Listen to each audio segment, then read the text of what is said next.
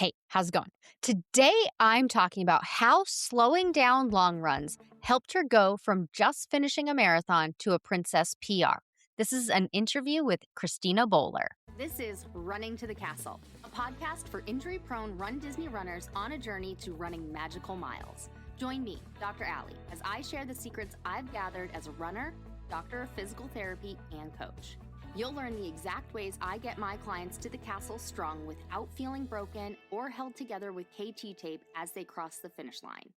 Okay, I am so excited. We have an interview today. I am interviewing Christina Bowler, and we are going to hear her whole journey of running, where she started from, all the way up until her most recent Princess Half Marathon weekend, where she got an exciting finish time. Hi, Christina. Welcome. Thanks for being here. Hi, thank you so much for having me. This is my first time being on a podcast, so it's cool to check that off the bucket list.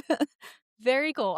I'm honored that this is your first. So, if you wouldn't mind telling me and the listeners what got you started into running? Where are you coming from with that? Yeah, so I'm coming from a background of not being athletic. I was the kid who couldn't run the mile in gym class. It was pretty humiliating. So I was never an athlete, never considered myself good at sports. I was a theater kid. But I love Disney.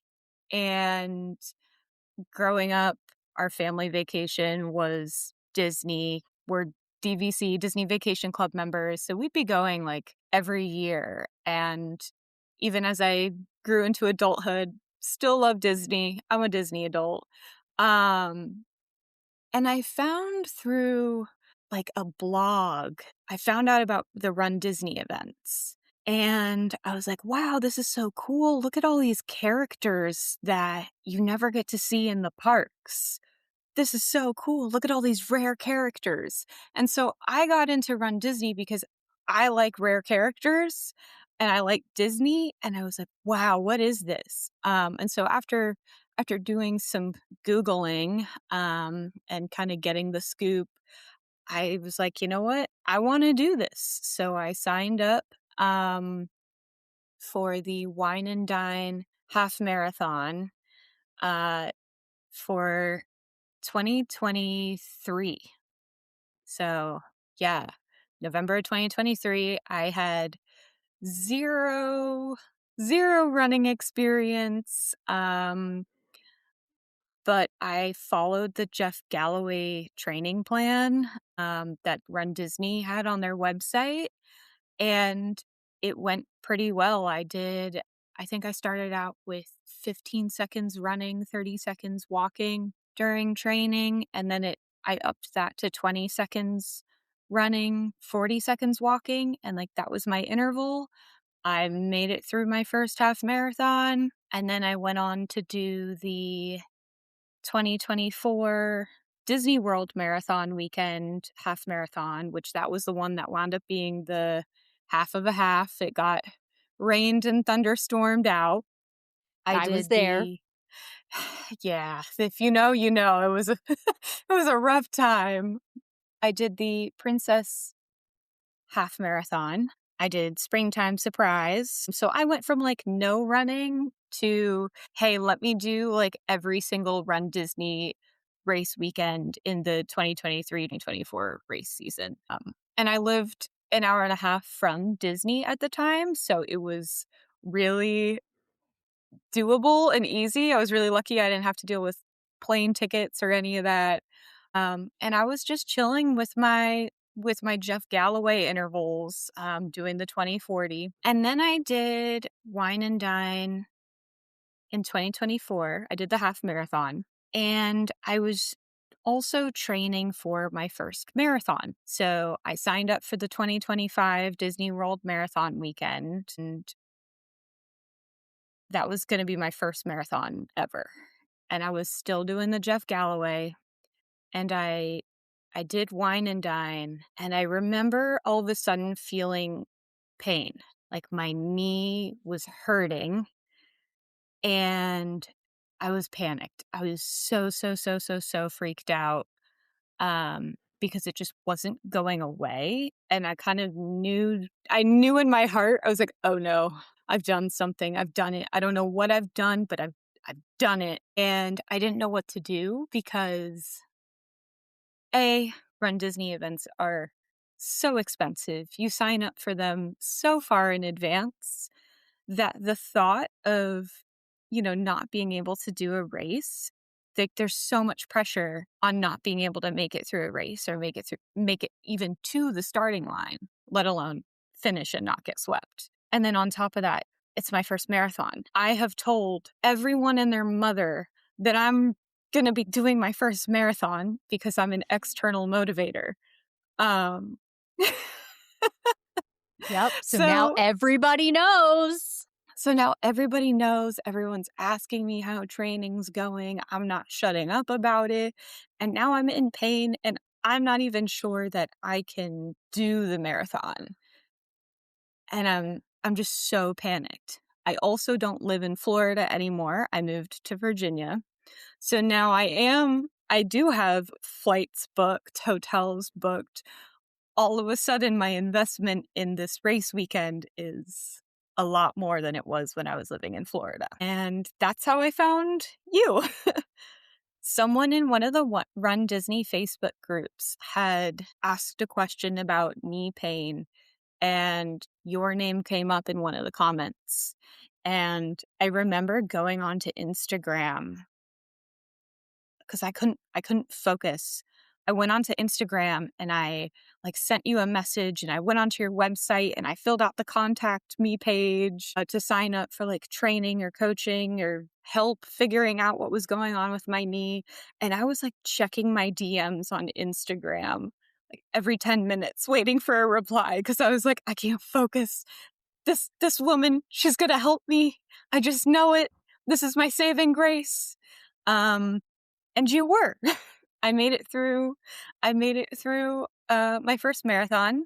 And then I went on to do the Princess Fairytale challenge just this past February 2026. Yes. So you went from hating running, can't do the mile in gym class, and then all of a sudden, ooh, characters. Let's go find the rare characters, even if I have to run. And you jumped right into 13.1. And then you did all of them. And within 18 months of starting your running journey, here you are doing the marathon. If that's not a typical Run Disney story, if I've heard one, I mean, it's so common, right? You're either joining because you're a Disney adult and you love the rare characters, or you see the medal in the parks. Or I guess the third one is my sister, my cousin, my friend does these races and dragged me along, and then you're hooked for life, right? Yeah. Do you remember when it was that you first heard about Run Disney? So you signed up for Wine and Dine 2023, but how far ahead of that had you learned about Run Disney before you were like, oh yeah, I'm gonna sign up for this? So the timing was actually really, it worked out really well. I found out about Run Disney about a month before registration for Wine and Dine opened up. Okay. So you had a hot second to decide yes or no. And then what did you do for training? You mentioned the Galloway plans. When did you start training for that Wine and Dine weekend? So Wine and Dine is October 2023. Registration was probably February of I think 2023. I think so, yeah. And then I started training around, I'd say, April 2023. So I followed the schedule that the Galloway plan gives you from the Run Disney website. So it was a few months of training for sure. Okay. And then you're signing up for the races in 2024 before you've even done your first one. Yeah, I remember having the thought, wow, I hope I like this. Because I'm signing up for a lot of these races and I haven't even done my first one. I have a feeling I'll like it, but if I don't, that's going to be really unfortunate because now I'm signed up anyways. Right, because like you mentioned with Run Disney, it's use it or lose it. You can't transfer it, you can't defer it, nothing, and so you're in it. So, Yeah. how was that first wine and dine for you? It was amazing. So I should also mention that I actually did not get into the wine and dine registration when it opened up on the Run Disney website.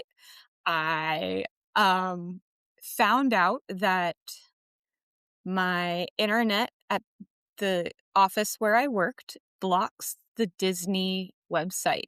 So I had planned on registering while I was at work and just keeping a browser tab open in the background. And it led me all the way through the virtual queue to sign up. And then at the last minute, it wouldn't let me log into my Disney account because our server blocked the website. So I did not get into wine and dine after all this like excitement and it's finally my turn on the line to register. So I actually ran with a charity. Um and that was a really amazing experience. It was like one door closed and another one opened. And I didn't get the Run Disney experience that I had wanted or planned for, but I got something that was 100 times more impactful. So I've fundraised again since that first wine and dine because I think it's so fulfilling. And I highly recommend to anyone who can't get into registration or maybe doesn't want to deal with the stress of regular registration, consider doing a charity because it's so rewarding. So yeah, I feel like my first race weekend experience was made so much like more fun just by being part of a charity. So I got to meet the people who were organizing. I ran with Dragon Master Initiative. So I got to meet the founder of the charity. We had a luncheon for the runners who had fundraised. So that was really cool. And then they were also there at the starting line to like say hi to people and cheer people on. So that was really nice because right when I rolled up to the race, there were familiar faces saying like, "Hey, good luck, you're gonna kill it." And then the actual race itself it went really well. Um, I felt like I had prepared. I had done the work of training. I had made it up to 13 miles following the Galloway plan, so I knew I could do it. I followed my like intervals of 20 seconds running, 40 seconds walking, and it went really smoothly. I stopped for a couple characters. I stopped for Horace, the horse, who he's an old school one. I'm not sure if everyone knows. But I was really excited to see Horace because he's one of those ones you don't really see in the parks. I stopped for a couple other characters, but I'm blanking on which ones. I stopped for pictures in front of the Epcot ball. It was great. Like, amazing first race weekend. Everything went so smoothly, And you were hooked. and I was hooked. Yeah. And you were hooked. And then you just kept on training for the next because you did half marathon at marathon weekend, you did half marathon at Princess, and then you did which race did you do at Springtime Surprise? The 10 miler? The 10 miler. Yeah. Yeah. So did you just keep training or did you take a break after wine and dine before continuing on for the 2024 races?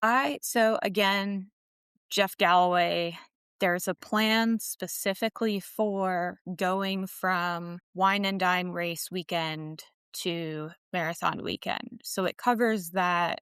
I forget if it's 6 weeks or 8 weeks between the two races, but it covers that few weeks in between them and gives you the mileage to do between them. So I just followed that. And between marathon weekend and princess weekend, that was a pretty quick gap. So I think I took maybe like a week off after each race of just walking instead of running.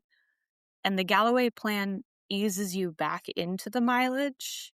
Yeah, I just followed what was on the plan, didn't really think much about it. Everything was working fine.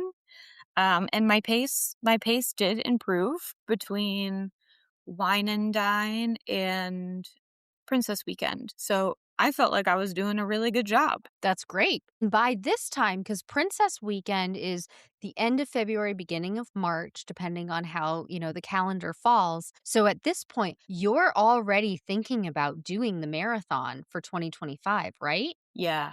I think I signed up for the marathon. It was after Springtime Surprise. I think it was in June. And No, you did it it with a wasn't. charity It again? wasn't in June. It would have been, I think it was in March. Typically, March is when marathon weekend normal registration is, like the second week or so in March. And so, did you register through the normal registration process, or did you do a charity again for the marathon? No, I registered through the normal registration process. I worked from home that day, so our work internet wouldn't block the Run Disney site. You learned. So this is like a PSA for anyone out there whose office blocks ESPN. That's a really big indicator that you also probably won't be able to log into your Disney account on your um, work internet. Yeah, they're So the work same from parent home on company. registration day. Yeah.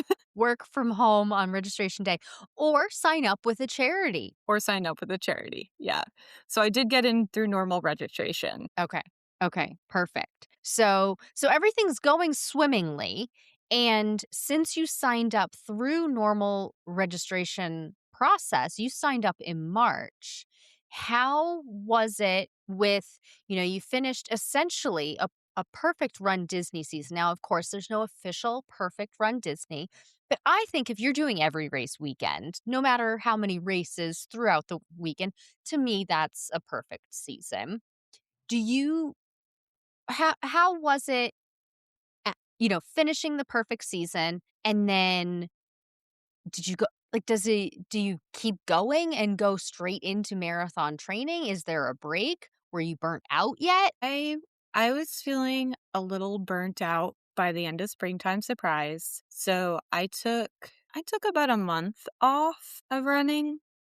And then when I did get back into it, I wasn't following a training plan. I was doing like 30-minute easy runs 2 or 3 times a week. Just to keep a little bit of a baseline fitness there.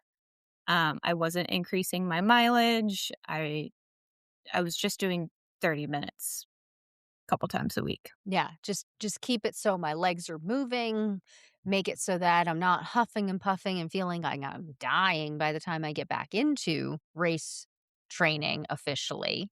And Yeah.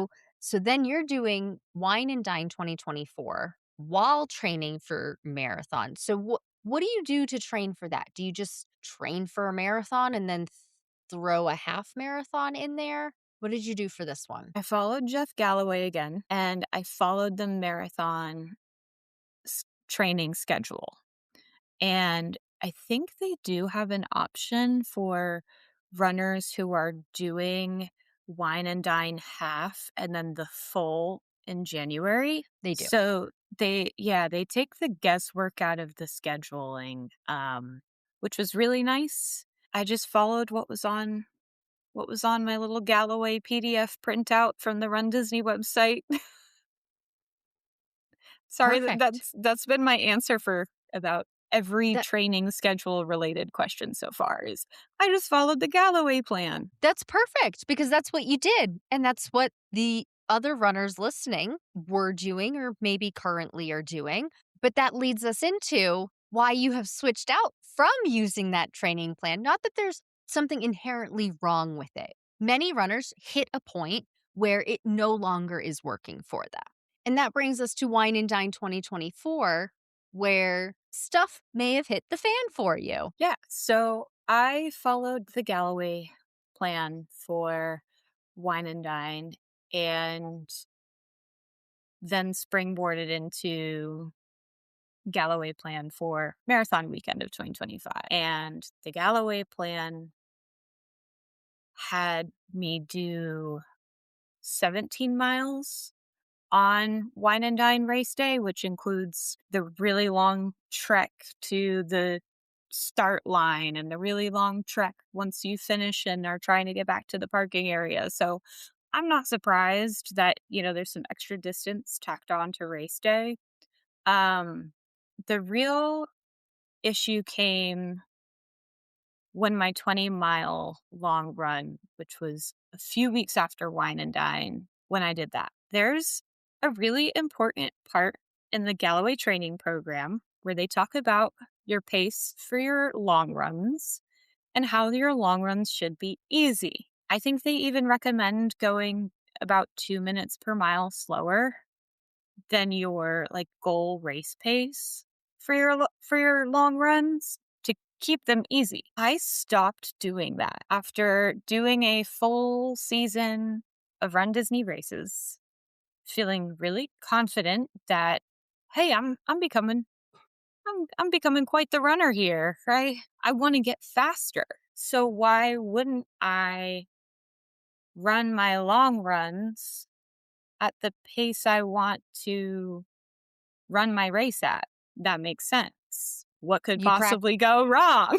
Right, you practice like you play. Why wouldn't this be the same reason, the same thing? Yeah. Yeah. So I had increased my intervals from 20/40 to 30/30 going into training for 2024 Wine and Dine and 2025 Marathon. So I increased my intervals. And then I wasn't decreasing my pace on the long runs. I was running them at the same pace as my 30-minute runs during the week. And I just did that and did that and did that. And the mileage increased every other week and everything was fine until the 20-mile long run. And well, I'd say probably after Wine and Dine, after that 17 miles, my knee started feeling a little twingy. And I was like, I'm probably just recovering from race weekend. It's fine. But it didn't go away. And then after the 20-mile long run, I just knew I'm really hurt. Walking up and down the stairs hurts. Um, the pain's not really going away. I've actually hurt myself. Okay. And do you remember that race weekend, that Wine and Dine, what your finish time or your pace was for that? It's okay if you don't. I think it was around a 14-minute mile, Okay. but Okay. that's an estimate. I don't remember off the top of my head. That's no problem. I'm just thinking, was that what you were running on these long runs as well? Oh, I was running faster on my long runs. I was running about 13 minutes per mile. I was zooming. It was great until it wasn't. Till it wasn't. So you're running faster than your actual race pace. Now, of course, you did stop for characters and things like that on at Wine and Dine. So, that's not exactly running pace, but yeah, so you're for probably 4 months now, you're running faster and faster and longer and longer. And Mhm. it was going swimmingly until it wasn't. Yeah. That 20-mile long run really broke me. And that's when all of a sudden the anxiety over, am I even going to be able to do the marathon, just really hit me full force. Um, I've never been, I've been really lucky to have been healthy for most of my life. I've never broken any bones. I've never had any serious injuries. So I didn't even know where to go or who to talk to get treatment for my knee. I was like, do I go to a physical therapist? How do I see a physical therapist? Do I have to go to a primary care? Do I need surgery? Who do I even go to right now? I had just moved to a new city, so I didn't even have a primary care doctor set up yet. Yeah, it was I was That's a so lot. stressed out. And 2 months, essentially 2 months before race day.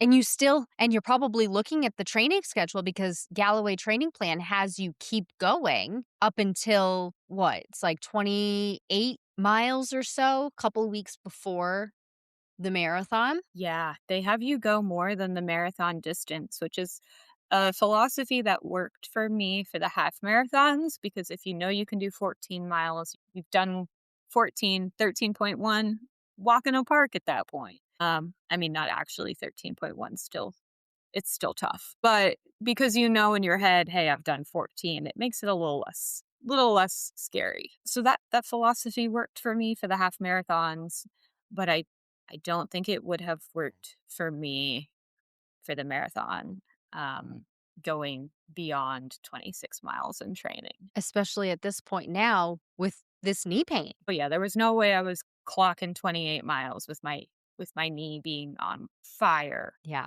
Luckily, thank you to the stranger that we do not know that did mention me in the Facebook group because you found me. We work together. Spoiler alert for anybody who's listening to this and hasn't caught on yet. Christine is one of my clients. In case you haven't caught that on yet, that's okay. She is. Found me in end of October, beginning of November 2024 in preparation for that marathon weekend 2025. Do you remember how things changed training wise for you at that point? Yeah, I I had no choice but to trust your process, but I was so skeptical. I remember my training changed with one of the biggest things being slow down. So we did um the easy 25-minute runs during the week, keeping my intervals, but we slowed my pace down so much. Like we figured out what the pace was that I could run at without my knee hurting at all. And it was so slow. It was an 18-minute and some change mile. So trying to run at that pace it feels cartoonish. It's really hard to slow your body down that much. I'm out on the streets of Richmond, Virginia, running at my pace. That's running like motion wise, but not really running pace wise. I'm like, oh man, people probably think I'm a loon. This is what have I gotten myself into? Same thing with the long runs on the treadmill. I did those at 18, 19 minute per mile average pace. It was so slow.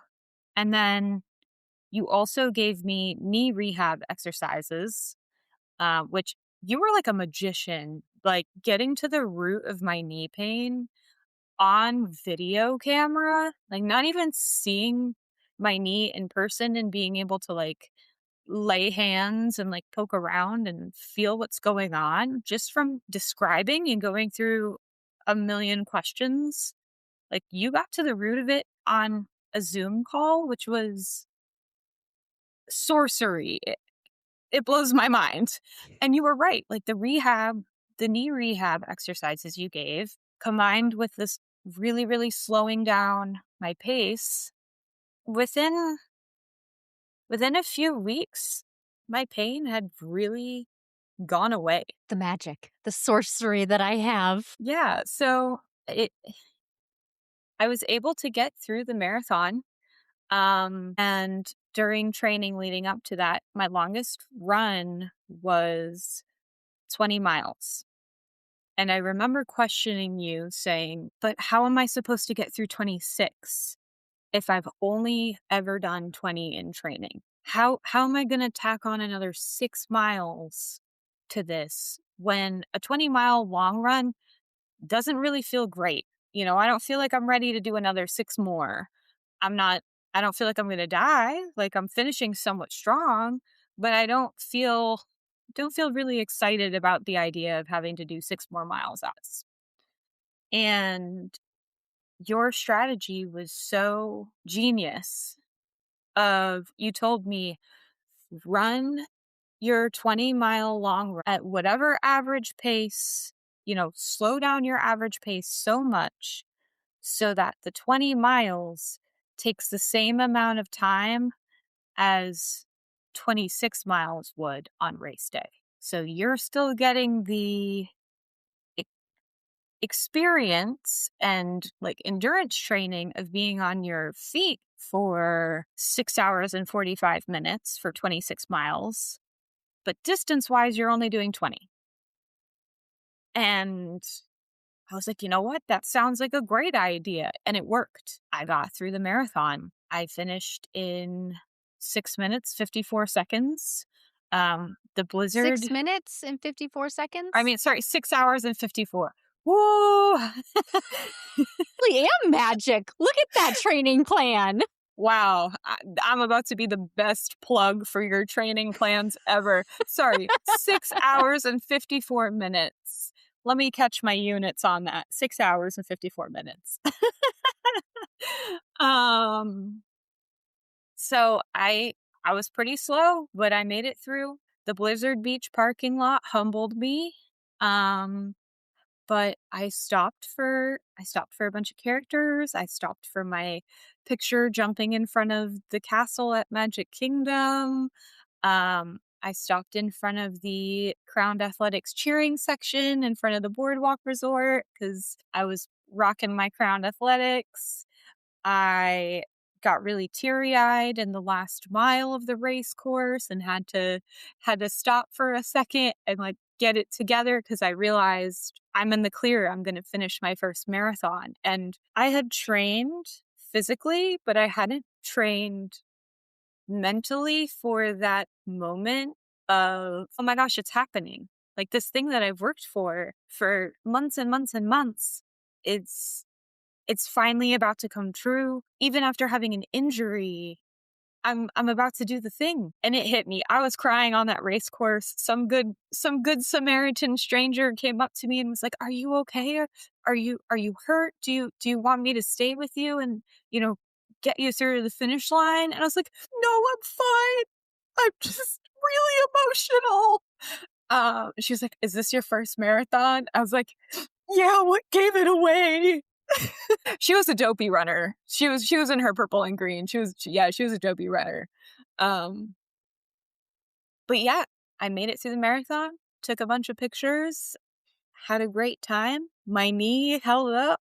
It went well. It worked. And you got to cry happy tears and have a complete stranger. That is such run Disney community right there, right? Like, I'm going to check in on this person because they are clearly distressed in some way, shape, or form. Do they need medical attention? Do they need a pacer? What do they need? Luckily for you, it was you were so excited, you couldn't hang with your emotions and they were just falling out of your eyeballs. Yeah, yeah. I was like, the only thing I need right now is a tissue. I'm really snotty when I cry, so I was like, I gotta blow my nose, otherwise I'm gonna be, huffing and puffing to get to the finish line, and it's It's going to not be gonna be because of running. It's gonna be because my nose is blocked. it's going to be a Um, big snotty finish line photo. yeah, I was like, okay, I have a mile to, clean myself up for those finish line pictures. But yeah, that is the epitome of Run Disney races. I feel like there's so much kindness from strangers that goes around. Just that marathon morning, it was freezing cold in the corrals and I did not bring enough layers with me. And a stranger had an extra Mylar blanket that they gave me. Ah, Again, that's like so kind. yeah, I feel like I have never seen such kindness as strangers that run Disney weekends. They really do look out for each other. That's why I love this community. We're all Yeah. there for each other. Absolutely. That's great. So you have finished the marathon and you thought, what's next? You doing a full run Disney race season again? You did not. You skipped Princess Weekend and Springtime Surprise that year, right? So where were you at with your thoughts with race season now that the big one, the marathon, was done? I took a couple months off. I I was ready for a break. I was ready to not have to wake up on a weekend and be on the treadmill for several hours. So I took a much needed break, and that was it summer. You launched the Stronger Faster Finisher program. March that March, that year. spring. Yeah, so that Yes. spring you started Stronger Faster Finisher, and I signed up for that, and I said, "I don't have any races really planned. I know I wanna do a challenge at some point. Um, I can't do Wine and Dine 2025 because 'cause I'm getting married, so life's So about to be chaotic." So I was like, "You know what? I'm gonna wait, and in the meantime, I'm gonna do Stronger, Faster Finisher, and that way, when I do get ready for my first Run Disney challenge, hopefully I'll be faster." yeah. So starting out, you joined in March. That was the first round of doing this iteration of what I'm calling Stronger, Faster Finisher. And moving forward, goal of being faster without running faster and faster every long run anymore, right? Right. Right. Lesson learned. That's okay. You're working with the information that you have, right? Yep. And and big plans. Well, you didn't just have wedding. You were also studying for a very big test in your career. You were doing that, you were getting married, planning all these different things, talking about eventually moving, which I know now that that has happened, but you have all of these big life events happening. How are you ever going to fit in running and get faster at the same time? So I am very biased, but I'm very glad you chose the route you chose. But so that brings us to now that you've done the race distances, let's fast forward a little bit to, well, you can correct me if you don't want to fast forward and you have something through the summer that you want to talk about. We can do that. But I was going to say, let's fast forward to when Princess Fairy Tale Challenge training is going. How did that look different than what we had done together for the just finish? I'll call it quote unquote just finishing because that was the goal for marathon. Let's just finish, get across the finish line. And Princess Fairytale Challenge training starts for that in October. I'm not going to say what date because I need the calendar directly in front of me. I know it's sometime in October. And so when you were training for the marathon, when we were training together, it was quote unquote just cross the finish line, right? Like there were no pace goals ahead besides just stay ahead of the balloon ladies, which you did because balloon ladies hold a 16-minute per mile pace, which comes out to be about 7 hours. You did 6 hours and 54 minutes. I don't remember what corral you were, but you definitely stayed ahead of the balloon ladies there. So I do want to make one note. I had brought you back. I had reined you in on those long runs, running the slowest, most awkward snail's sloth pace, turtle pace that you could go. And you had said it came out to be about an 18 or 19-minute per mile average. Come race day, you did 16-minute per mile pace average or slightly faster than that actually, because at 6 hours and 54 minutes. So I'm pointing this out because this is going to be a real piece of the puzzle for this Princess Fairytale challenge training that you did. And I also want to make a note for anybody who is listening and has not tried slowing themselves down enough. Christina is right. It is so awkward feeling. It is so awkward looking. I describe it for anybody who ever played The Sims. The Sims bounce in place. That's what it feels like you're doing. You are doing like the bounciest walk, essentially, and then just kind of moving forward. You're like, just hovering there in place, and then you eventually move forward. Okay. So that was marathon weekend. That was the pace you were doing on your long run. Now we're fast forward. Princess Fairytale training starts in October. The goal this time is to hit a specific pace. Do you remember, or finish time? Do you remember at that time what your goal was? So I wanted to finish in less than 3 hours with a goal pace between 13 minutes per mile and 13:30. Okay. So now we've gone from an 18 or 19-minute long run pace. We've done a 16-minute per mile marathon. You've done probably 14-minute per mile pace on the half marathon. So we're trying to get like a minute to 2 minutes per mile faster. Am I Yeah, hearing that? Yeah. I'd say my previous half marathons were probably a little bit over 14. I think they were somewhere between 14 and 14:30. Okay.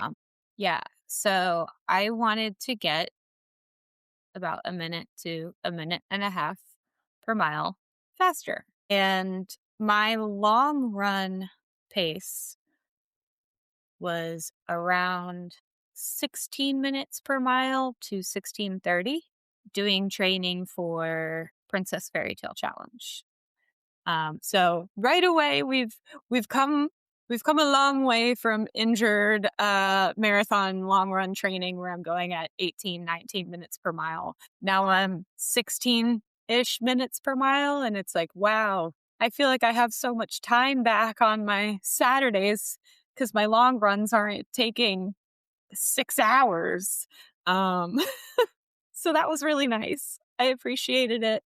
Um and then during the week, twice a week, I was doing speed workouts, which I have thought really mean thoughts about you in my head during speed workouts. I'm sorry, but those speed workouts are so hard. And I know they're meant to be, but man, you really punish us. My ears are constantly burning now. Just in during the week, my ears are just they're always on fire because everybody is cursing me for these speed workouts, including myself when I go to do them. So they are Yeah. hard for sure. Aren't you glad I'm not having you do that for 20-mile long runs? Yeah, I'm really glad I don't have to do that for 20-mile long runs. And honestly, the speed workouts, I love to hate them because in the moment they're very hard, they're very challenging, but they're such a great way to see the progress that you're making because each week the baseline for the speed workouts gets a little bit faster and a little bit faster and a little bit faster. And it's really easy to track. Hey, when I started this 4 weeks ago, my moderate pace was at 5.3 miles per hour. 4 weeks later, now I'm at 5.7 miles per hour for my moderate pace. So you can't deny the numbers and what you're seeing in the Excel sheets that, when we're tracking our paces and you're like, you know what? Yeah, I did just make it through that speed workout going at 5.7. 4 weeks ago, 5.3, I felt like I was, running out of air and couldn't get enough oxygen in my lungs. And now I'm doing it faster. Like the proof is right there. It works. And it's for a limited amount of time. Yeah. I can do anything for 10 seconds. I can run up a hill for 30 seconds. I can do anything for that short of an interval, which is also what makes it a lot more doable than, yeah, let me push myself to a really fast pace for 20 miles and just tough it out because that's what I did. I did just tough it out. I wasn't having a good time. It was challenging, but I was like, well, this is how I get faster. I just keep increasing my mileage while going at this same speedy pace. Um and it was really nice because I would do my long runs at the slower pace and yeah, they took a little bit more time than if I was to go at 13 minutes per mile on every single long run. Slowing down to 16 minutes, it adds a little bit more time on there. But the difference between how I felt after the long runs was also incredible. I didn't feel like, okay, I've just used all of my energy for the entire day and now I'm just going to lay around in bed like a potato because I can't find the energy to do anything else today. I would do my long run, feel great afterwards, shower, and then clean the house and do laundry and go grocery shopping. I'd go meet friends for dinner and drinks in the evening. I wasn't doing that during marathon training before I had started training with you. I would do my long run in the morning and I would be so out of steam that I I was just tapped out for the rest of the day. I didn't want to do anything. I had to take naps if I had plans later in the day, just to have the energy to go out and be social later in the night.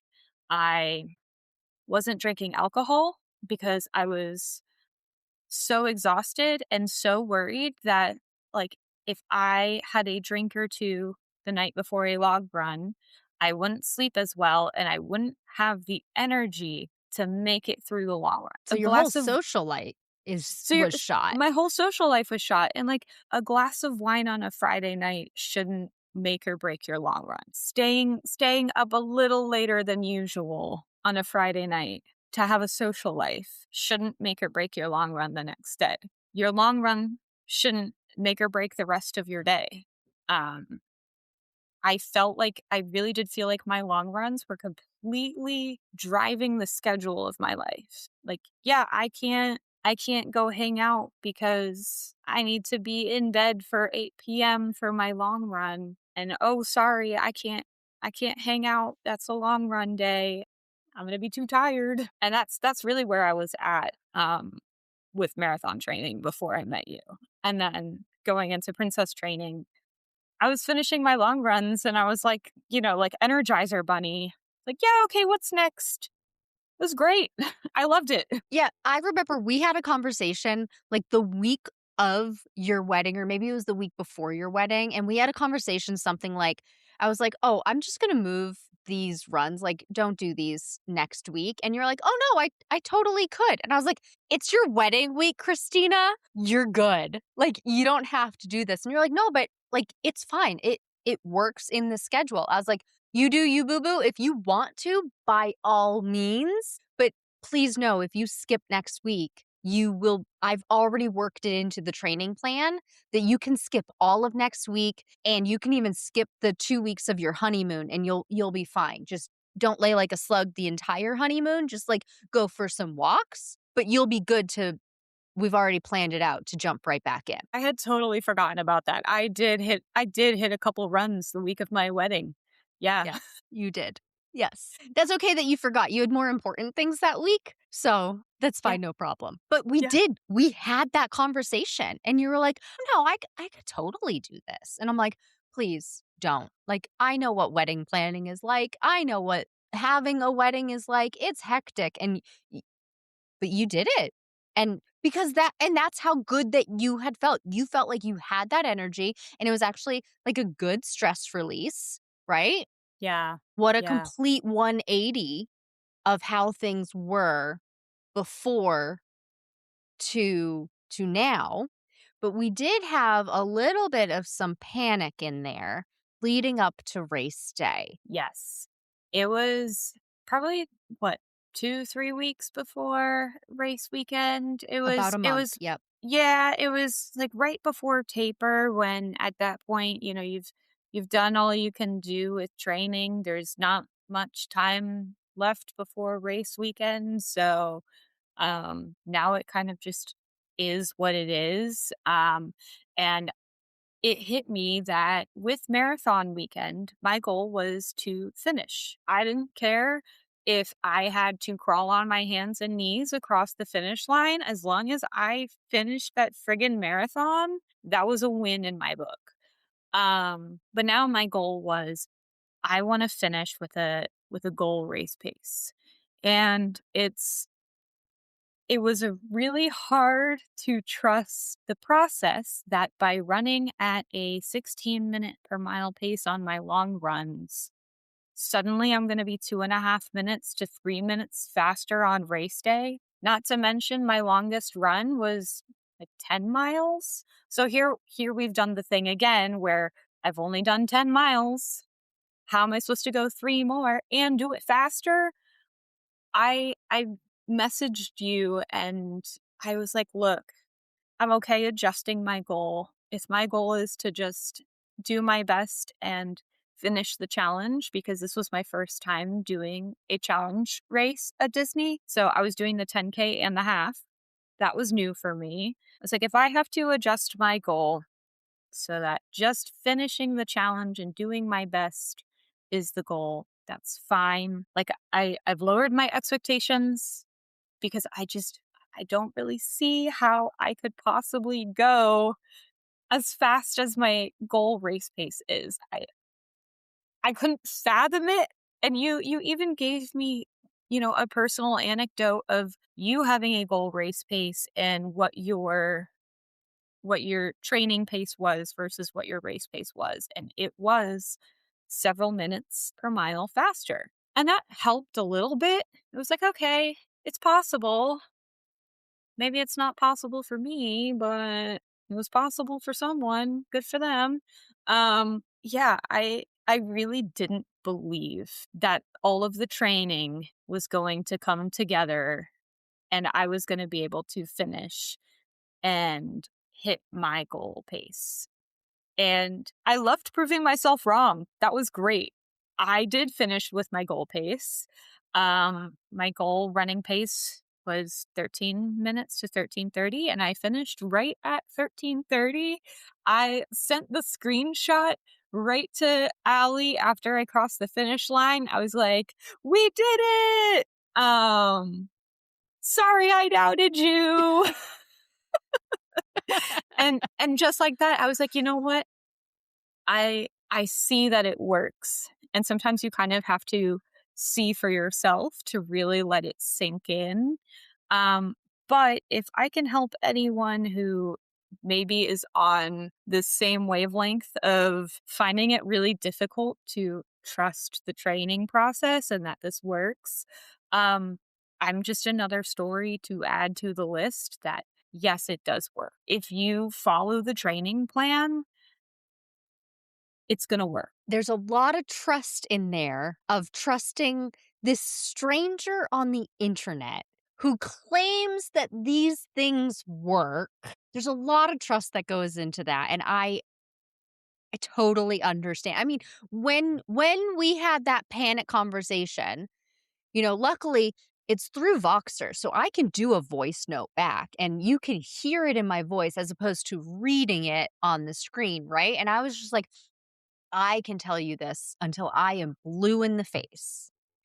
It is possible. As much as you can, trust that process. And, for you, when you're going that slow long run pace versus this fast race pace, hitting your PR, hitting that goal, what helped you, following the training plan aside? Like, what do you think helped to get you there, either mentally and or physically? Get me where? Get you to that 13:30. Mentally or physically? Yeah. On race day or just in general over the course All of of the training? above. Yeah, maybe race day. So, race day, I had done the 10K the morning before, and I went a little too fast. I got very overexcited because I was like, "Woohoo, I'm back at Disney. Everything's great." Kind of forgot that I have to do 13 miles the following morning. So I was a little trigger happy during the 10K, but I clocked some some miles that were faster than 13 minutes per mile during the 10K. And I felt great. I had to force myself to slow down and like walk at one point because I knew I was going too fast. I had to force myself to slow down. I've never had to force myself to slow down except when I was, injured and my knee was in pain. And if I didn't slow down, I would have been hurting even more. So I saw it during the 10K. I saw that it was possible. And then on race day, there was it was like something clicked during the race where I realized all of the race situations that I was running into were exactly like the speed workouts we did during training. So at some points, the course narrowed and I wasn't able to um, do my intervals the way I had expected. So instead of doing my 30-30 intervals, I ran for a minute, 2 minutes at an easy pace. And because we had been doing that with like the 30-20-10s speed workouts where you are doing running for about 3 minutes straight, varying your pace, I could run for 3 minutes straight. So on that narrow walkway that's by the Grand Floridian in Magic Kingdom where it gets very bottlenecky, I just kept jogging. I didn't really bother to walk. I was like, yeah, I'll just jog through this. It's fine. I have the stamina. And I did have the stamina. It was great. Same thing with sometimes having to weave around people. Sometimes I had to get a little bit faster and like push my pace a little bit. That was also really reminiscent of the speed workouts where just for 10 seconds, 20 seconds, you're going a little hard. You're bogeying. And then I was bringing it right back down to my usual intervals. So there was so much, oh my gosh, the highway ramps. So many people were walking on the highway ramps, but because I had done my hill sprints during training with Stronger, Faster, Finisher, catch me jogging up those highway ramps. It was really great. So I realized that so many of the situations that we had done speed workouts for really do play out in real life on the course. And I had this like, this is what you trained for moment on the course during race day. So that was one realization. And then the second one was I was heading back to Epcot at the end of the course. So maybe had about 2.5 miles left. And I realized I was really, really, really close to hitting my goal pace. But if I wanted to do it, I would have to really lock in for those last 2.5 miles. And that meant I was tired, but I'd have to push a little bit, recognizing that the last mile of the race is not going to be my usual, like, hey, let's slow down, take lots of pictures, soak it in, spend a few seconds by the choir at the end vibing. I'm going to have to like breeze past that and accept that it's going to suck for like 30 minutes. I'm going to be huffing and puffing a little bit, but I'm going to hit my goal.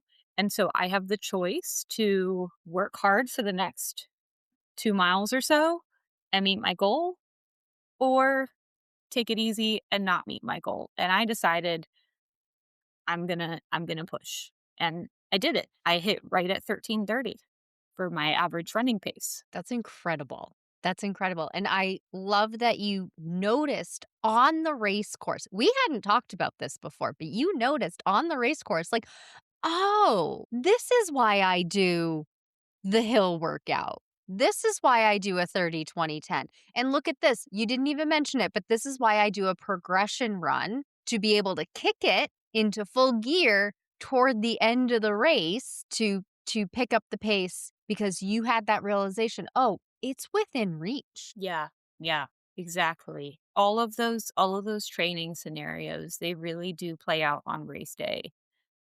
And I think also because so many of my long runs, I had finished them feeling really strong and really full of energy. Because my long runs were easy leading up to that point, the thought of having one long run, my actual race day, end with me being a little sweatier and huffier or puffier than usual was not it didn't seem like the end of the world. It didn't seem like some huge, huge, huge thing. It was just like, yeah, I can do this. It's fine. I could do this one day. I c I can do anything for 30 seconds, 60 seconds. I can do this for 2 miles. Yeah, exactly. Exactly. That's incredible. And, one thing we hadn't mentioned that I'm gonna ask you about, what did you fuel with for these races? I love this question. I love fueling. It's my favorite part of long runs. It's like a little reward. Um, I love eating.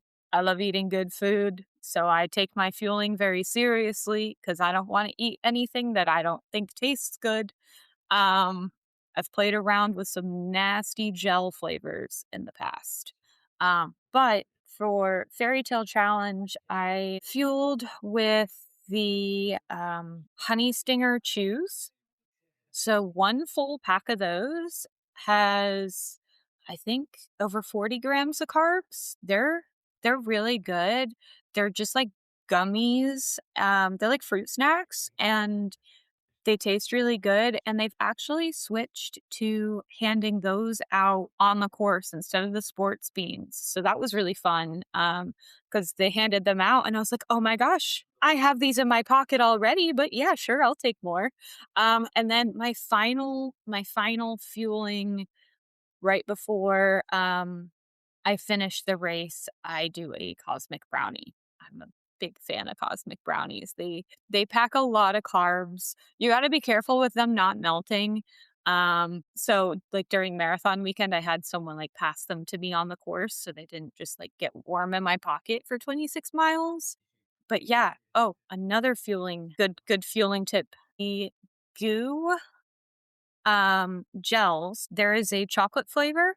And if you put it in your pocket and it warms up while you run, it's like warm chocolate pudding. It's pretty Ah. banging. That might be a gel I could get behind because I'm normally not a gel person. I'm a Nerds Gummy Cluster kinda runner. I love me a good cosmic brownie, and I will have that before the run. I can't do if it melts, and kinda like you, like, I need somebody to hand it to me, but that's not always possible, right? So, Yeah. I do it right before, but I bring it up because I do know you're a cosmic brownie person, and I tell everybody and their mom when they're asking for fuel recommendations that aren't gels, that aren't like these chews, that's, food that you can buy in the grocery store. I'm like, I have a runner. She swears by cosmic brownies. They are 42 grams of carbs per brownie. That is some good bang for your buck on that Is I got carb load. one more fueling discovery that happened during Fairy Tale Challenge. Um, there's a Wetzel's Pretzels truck at the starting line that's open. That's They right. give you an enormous amount of pretzel bites for like $10. It's like two people's worth of pretzels. No one person needs to eat that much pretzel unless you're about to run 13 miles. Then yeah, carb load.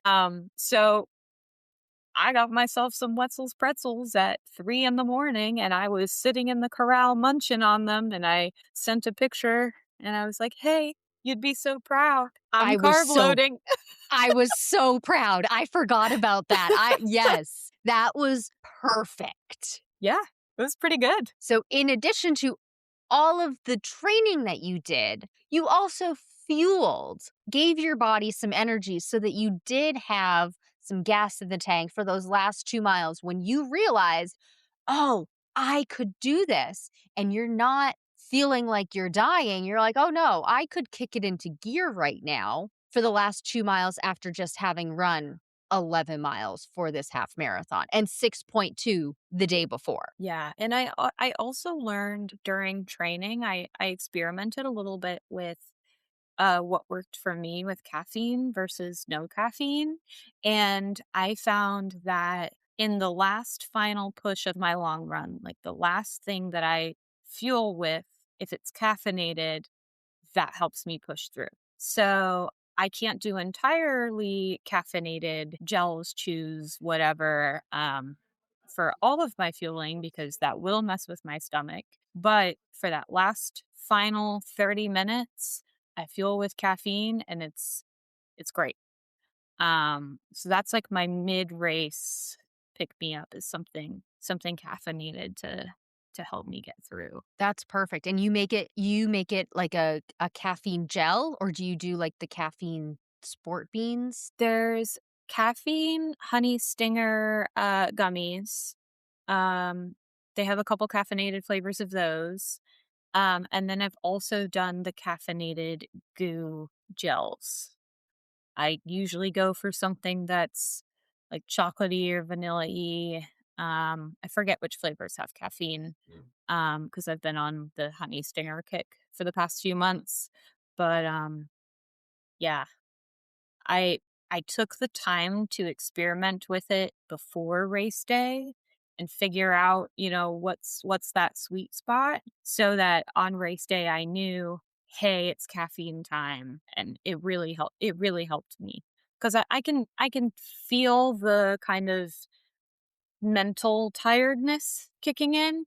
And that's exactly when the caffeine gets me out of that funk. That's perfect. And I love you're saying try it ahead of time, especially when it's caffeine. Now, of course, there's nothing new on race day, but especially caffeine, because that can really mess up your stomach. And you want the caffeine to give you a boost and not knock you down. Yeah. Yeah, for sure. That's perfect. So that is a wild ride, a quite the journey of going no running to running all of the miles. Now I'm doing a marathon and now I want to get faster. I appreciate you sharing that journey, especially the beginning portion. We mentioned it at the beginning.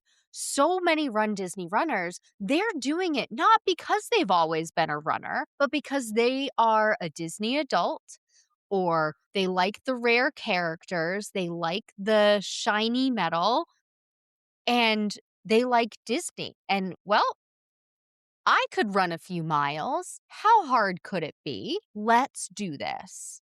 And many runners follow that same path or a similar path that you had followed. So, if there are any runners listening that, maybe are hitting that struggle at doing the half marathon and maybe they are having pain or are aren't going as fast as they want and, have kind of followed that journey. What would have helped you at that time that may help them that they could take away to start moving forward to feeling better on their runs? The first thing I think I would say is there's there's so many people out there who got started with Run Disney and got started with running in general because of the Galloway running plans.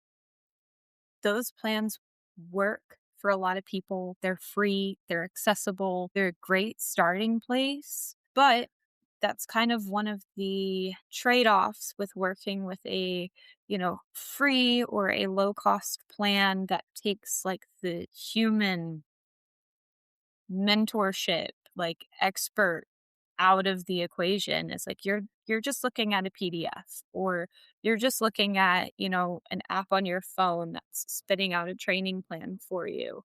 The Galloway plan, I owe my running start to it, but I feel like it got me through my first couple of races, but then I wasn't sure how to get faster and how to reach my running goals with the Galloway method. And instead of slowing down like I should have, I thought I knew what I was doing and just went fast on my long runs. So I think my first like piece of advice would be, um, it's okay if you reach a point where the current running plan that you're using just doesn't work for you anymore. It didn't work for me anymore because of user error and also because I had very specific goals.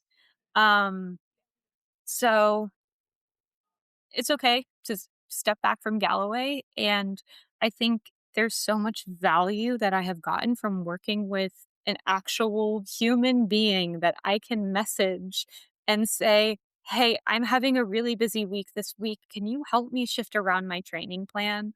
Or, "Hey, I'm really panicking because I am supposed to run a race in 3 weeks and I don't think I'm going to hit my goal pace. And I'm really bummed out and panicked about that." Like there's so much you get from working with a person who has been with you for your training journey and can say, "Hey, based on what I know about you, I think you're on track.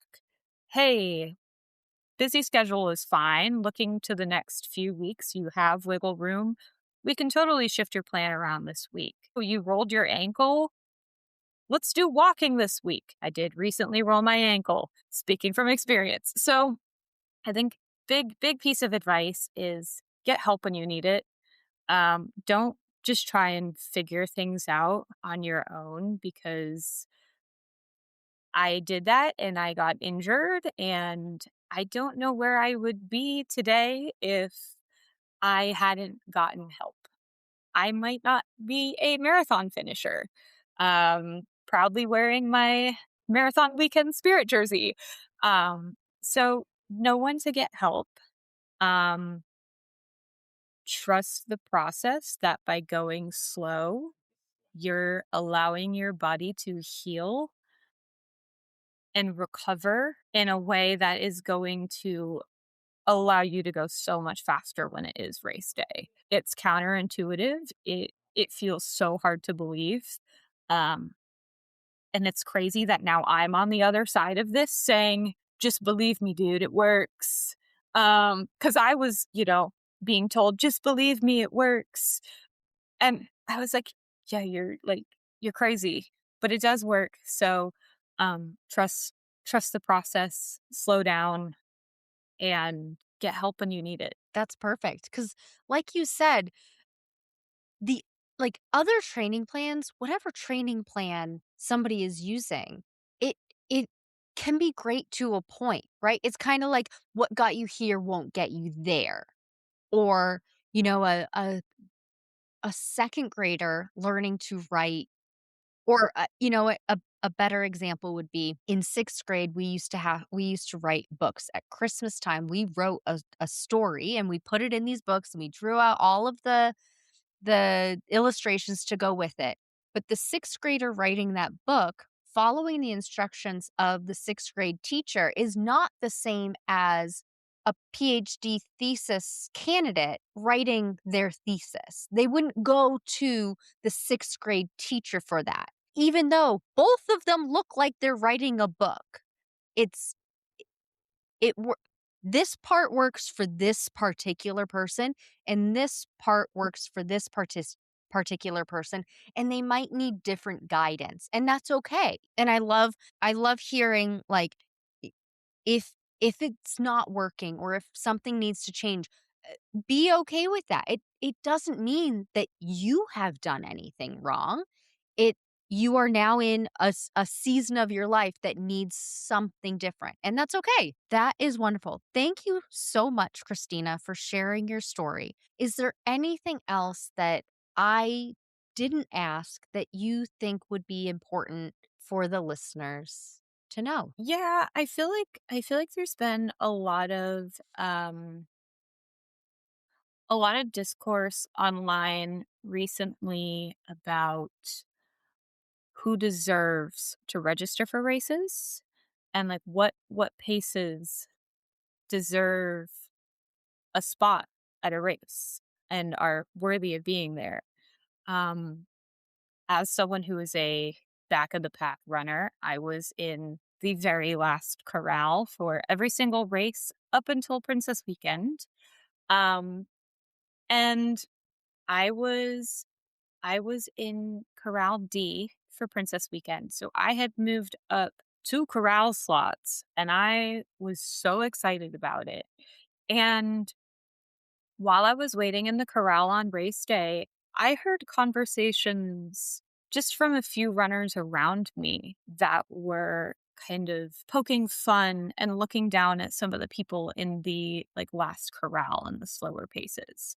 So I've seen some of conversations online. I've actually experienced it around me and the attitudes of runners in the corral on race day.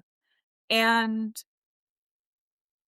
I think anyone who gets out of bed at 2 in the morning to go run, walk, do a combination, 13 miles, anyone that's crazy enough to do that is worthy of being there regardless of pace.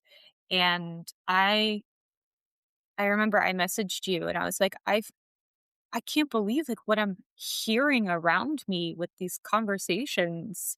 I kind of want to go back to the last corral. People in the last corral were a lot nicer. And I only caught a few people speaking like this.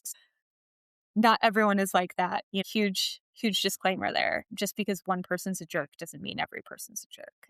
But I feel like for those of us who are slower runners, comments like that, it's really hard not to take it to heart and to not feel like, ugh, I wish I was faster. Like my body physically cannot be faster right now. I'm working on it. Like I'm doing the best that I can.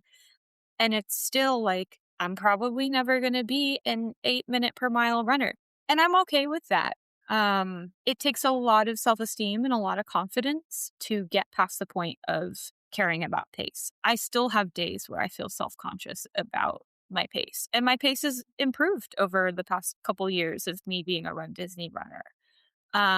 So I think if anyone out there is feeling self-conscious about the number on their watch or on the treadmill, I would say try to work through that, and you belong in this running community regardless of what that number is. That's wonderful because even even you, listener, if you're going 17, 18, 19-minute per mile paces, or even slower than that, you're still going the same mile as the person that's running the 6, 7, and 8-minute per mile pace. It's the same mile.